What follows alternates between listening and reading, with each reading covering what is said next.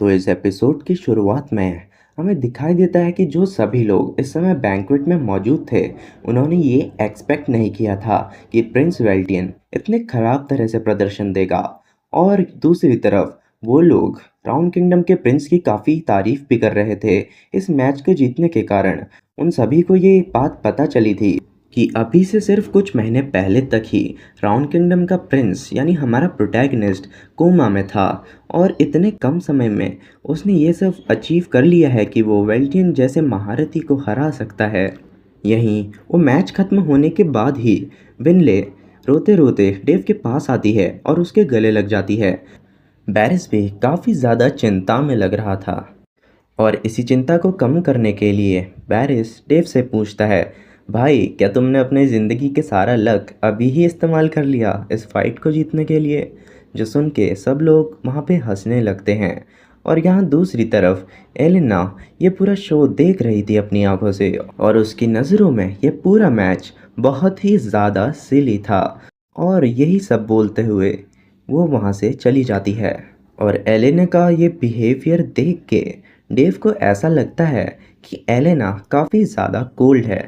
तो इसके बाद अगले सीन में हमें दिखाई देता है कि बैरिस, विनले और डेव एक कार्ट पे बैठ के कहीं जा रहे थे।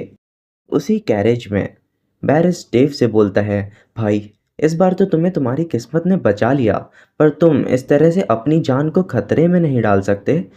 हाँ, इस बार तुम जीत गए, लेकिन वेल्टियन कोई ऐसे ही नौसिखिया नहीं था। पता नहीं, शायद उसने हड़बड़ी में आके इस मैच में काफ़ी गलतियाँ की, इस वजह से शायद तुम जीत गए। लेकिन वेल्टियन सच में एक काफ़ी ताकतवर योद्धा था। मैंने पिछली गैदरिंग्स में उसकी कई फाइट्स देखी हैं, और उन्हीं गैदरिंग्स के बाद ही वो विनले के पीछे पड़ गया। शायद उसे विनले वहाँ पसंद आ गई। जो सुन के विनले का मुंह काफ़ी ख़राब हो जाता है। वो एक्सपीरियंस उसके लिए बहुत बुरा था जब से वेल्टियन उसका पीछा कर रहा है। लेकिन उसके बाद वो वेल्टियन के सारे ख्यालों को अपने दिमाग से निकाल देती है। और वहीं बैरिस डेव को आगे समझाते हुए कहता है कि हाँ भाई, तुम इस तरह का रिस्क कभी दोबारा नहीं लोगे। लेकिन दूसरी तरफ डेव कुछ और ही सोच रहा था। वो वेल्टियन का हाथ पकड़ता है और उसे दबा देता है, और डेव की स्ट्रेंथ महसूस करके बैरिस के हाथ में काफ़ी दर्द होने लगता है, और वो चिल्लाता है, भाई ये क्या कर रहे हो तुम, मुझे दर्द हो रहा है। और उसके बाद डेव बैरिस का हाथ छोड़ देता है, जो देख के बैरिस उससे बोलता है, भाई तुम्हारे पास इतनी खतरनाक स्ट्रेंथ कहाँ से आई? जो सुन के डेव बस इतना ही कहता है, सुनो तुम भी अब मुझे पेशेंट की तरह ट्रीट करना बंद कर दो, लेकिन मैं तुम्हारी ये एडवाइस ज़रूर रखूँगा, क्योंकि ये एडवाइस मेरे क्यूट से छोटे भाई की तरफ से है। ये बात तो पक्की ही थी कि इन्हें ये बात कि डेव काफ़ी ताकतवर है बाद में या अभी पता चल ही जाएगी।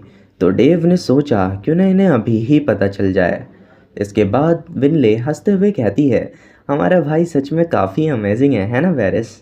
यहाँ जहाँ एक तरफ ये तीनों भाई बहन जहाँ एक दूसरे की कंपनी एंजॉय कर रहे थे, वहीं वेल्टियन अपने विला में जहाँ वो स्टे कर रहा था काफ़ी तोड़फोड़ मचा रहा था।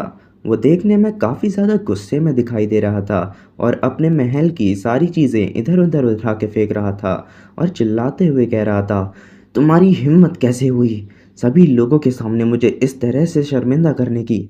प्रिंस, मैं तुम्हें जान से मार दूंगा।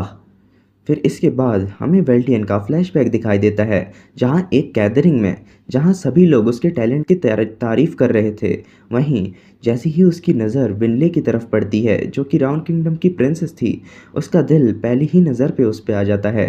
और वो सोचता है, वाह ये लड़की कितनी खूबसूरत है, कितना अच्छा होगा अगर ये मेरी वाइफ बन जाती है तो। और इसके साथ मुझे एक फ़ायदा भी होगा, मुझे एक मिड लेवल स्वॉर्ड्समैन भी अपने असिस्टेंट के तौर पे मिल जाएगा जो कि बैरिस है। इसके बाद अब तक तो सब कुछ सही ही जा रहा था। वेल्टीन ने राउंड किंगडम की क्वीन लेनियस बैरियट से भी बात की थी अपनी और विनले की शादी के बारे में, और उन्होंने भी इस बात पे हामी भर दी थी। लेकिन अब राउंड किंगडम का प्रिंस यानी डेव इस सब में बीच में आ रहा है, और बहुत ही ज़्यादा मुसीबत का कारण बन रहा है।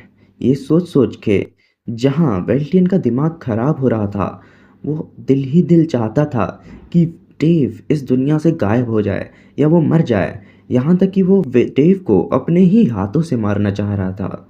यहाँ जहाँ पे वेल्टियन ये सब सोच ही रहा था, वहीं जैसे ही उसकी इच्छाएं उसकी चीखों के ज़रिए बाहर आ रही थी, वहाँ पे उसके महल में हलचल होना शुरू हो जाती है और तभी चारों तरफ लाल रंग का खून से भरा हुआ धुआं फैल जाता है और वहाँ पे एक खतरनाक सी दिखने वाली औरत आ जाती है।